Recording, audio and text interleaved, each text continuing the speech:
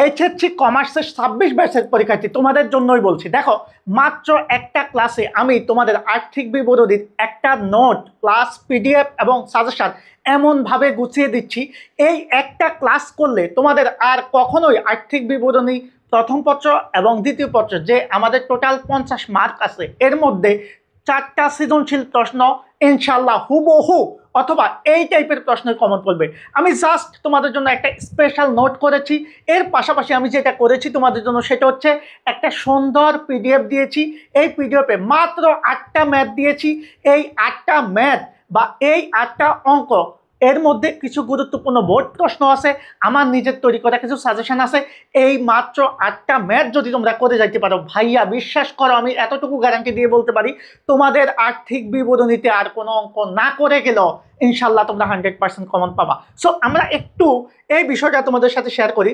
এখানে আমি যেই পিডিএফটা তোমাদেরকে দিব, সেখানে আমাদের আর্থিক বিবরণীর স্পেশাল নোট থাকবে। নোট অর্থাৎ আর্থিক বিবরণীটা আমরা কিভাবে প্রস্তুত করতে পারবো, কিভাবে কোন ওয়েতে করব, আমরা বিশদ আয় বিবরণী বা আয় বিবরণী বা মালিকানা সত্ত্ব বিবরণী অথবা আর্থিক অবস্থার বিবরণী কিভাবে করব, সেটার স্পেসিফিক একটা নোট থাকবে।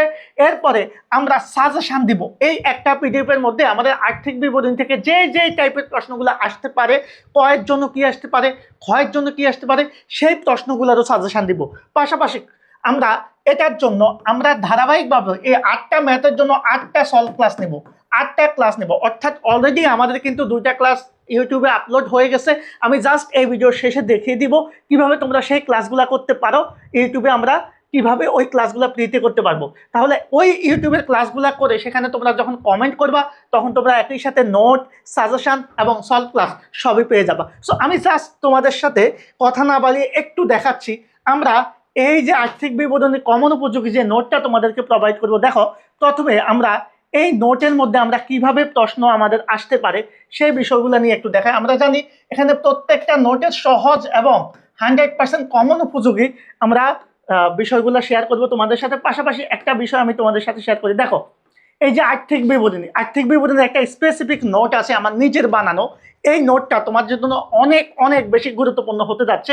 দেখো, এখানে আমরা কিভাবে আয় বিবরণীর ধাপগুলো, আমি জাস্ট যদি একটু দেখাই, আয় বিবরণীর ধাপগুলো কিভাবে প্রস্তুত করতে হয়, আমাদের বিশদ আয় বিবরণীতে কি কি জিনিস আছে। দেখো, বিশদ আয় বিবরণীর দিকে তাকাও।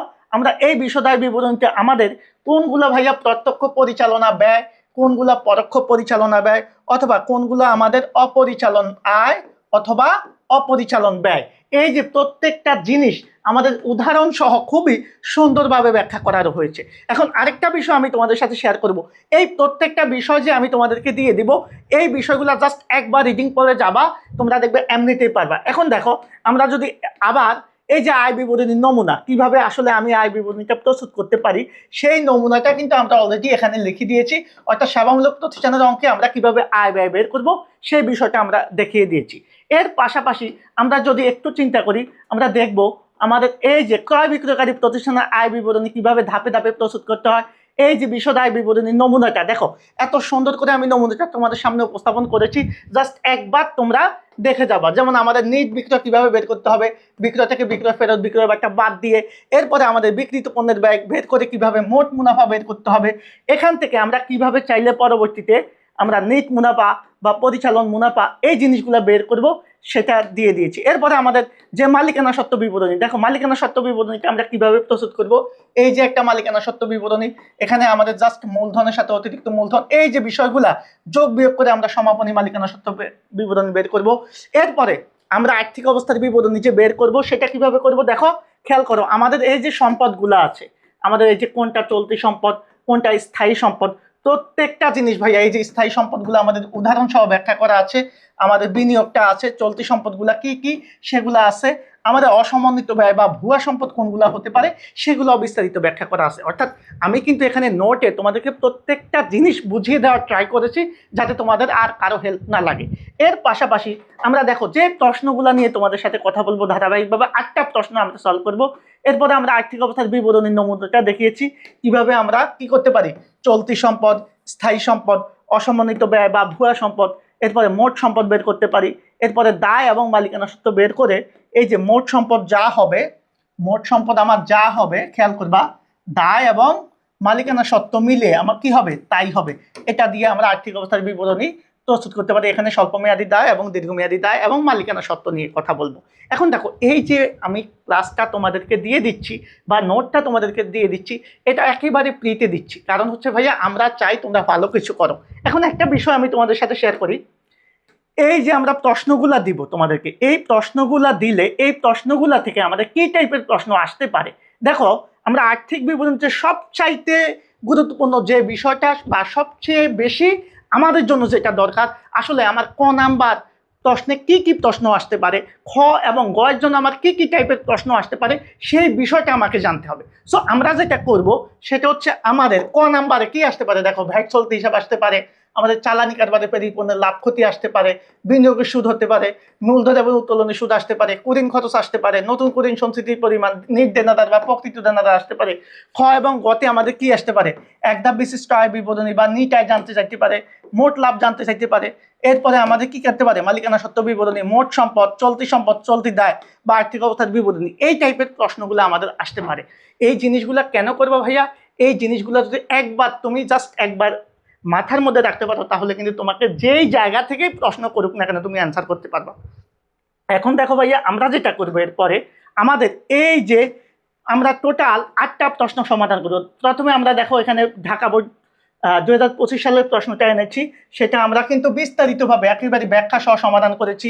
এরপরে চট্টগ্রাম বোর্ড 2025 সালের প্রশ্নটাও আমরা সমাধান করেছি। এভাবে প্রত্যেকটা বোর্ড প্রশ্ন এবং গুরুত্বপূর্ণ আমার তৈরি করা সিকিউগুলো আমরা সমাধান করে তোমাদেরকে ফ্রিতে দিয়ে দিব। তোমরা জাস্ট কি করবা, এই প্রত্যেকটা জিনিস দেখার জন্য তোমরা যেটা করবা, এই যে এটা হচ্ছে আমাদের ঢাকা বোর্ডের প্রশ্ন, এটা হচ্ছে আমাদের চট্টগ্রাম বোর্ডের প্রশ্ন। তো প্রত্যেকটা প্রশ্ন কিন্তু আমরা এভাবে সমাধান করবো। এখন কথা হচ্ছে ভাই, আমি কিভাবে সমাধান করবো, সেটার জন্য উপায়টা কি, আমি জাস্ট একটু তোমাদের জন্য বিষয়টা দেখাচ্ছি। দেখো, একটু যদি আমরা থিঙ্কিং করি, আমরা কিভাবে সেটা করতে পারবো। আমরা একটু চলে যাব আমরা আমাদের ইউটিউব চ্যানেলে। আমি জাস্ট এখানে তোমাদেরকে দেখাচ্ছি। আমরা জাস্ট গুগলে যাব অথবা আমাদের ইউটিউব চ্যানেলে যাব। তো ইউটিউব চ্যানেলে যদি আমরা যাই, আমরা জাস্ট ধরো এখানে আমি ইউটিউব লিখলাম অথবা গুগল থেকে গেলাম, এখানে যাওয়ার পরে আমাদের সরাসরি আমাদেরকে আমাদের ইউটিউব চ্যানেলে নিয়ে যাবে। ইউটিউব চ্যানেলে যাওয়ার পর আমি জাস্ট এখানে কমার্স রোড ম্যাপ লিখবো। Commerce road map, commerce road map, CERCE, commerce road map, ROADMAP। Commerce road map লেখার পর ভাইয়া আমি জাস্ট এখানে সার্চ দিব। সার্চ দেওয়ার পরে দেখবো প্রথমে একটা চ্যানেল চলে আসবে। এই চ্যানেলের ভিতরে আমি কি করব, আমি লগ ইন করবো। এরপরে আমরা জাস্ট এখানে ভিডিওতে যাব। দেখো, এখানে আমরা তোমাদের জন্য যেটা করেছি, জাস্ট একটু খেয়াল করলে বুঝতে পারবো ভাইয়া, এই জিনিসগুলো কিন্তু বাংলাদেশের কেউ এইভাবে একেবারে ধারাবাহিকভাবে দিবে না। এই যে অ্যাকাউন্টিং, দেখো ওয়ান শট ক্লাস, এই ওয়ান শট ক্লাস প্রায় 4 ঘন্টার একটা ক্লাস। এই 4 ঘন্টার ক্লাসে আমরা কি করেছি, অ্যাকাউন্টিং পাস পেপারের একেবারে 100% MCQ, যা যা তোমার পরীক্ষার জন্য লাগবে সকল প্রশ্ন ব্যাখ্যা সহ সমাধান করেছি। আবার সেকেন্ড পেপার, এই সেকেন্ড পেপারের MCQ A to Z আমরা 1 ঘন্টা 15 মিনিট এভাবে সমাধান করেছি। সরি, এটা GCUর সেকেন্ড পেপারেরটাও আমাদের এইভাবে সমাধান করা আছে।